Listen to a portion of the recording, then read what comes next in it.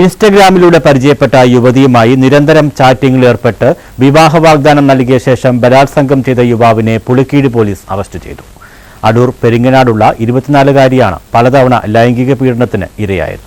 നെടുമ്പ്രം പൊടിയാടി ശോഭാഭവനിൽ സതീഷ് പാച്ചനാണ് പിടിയിലായത്. അടൂർ പെരിങ്ങനാട്ടുള്ള 24-കാരിയാണ് പലതവണ ലൈംഗിക പീഡനത്തിന് ഇരയായത്.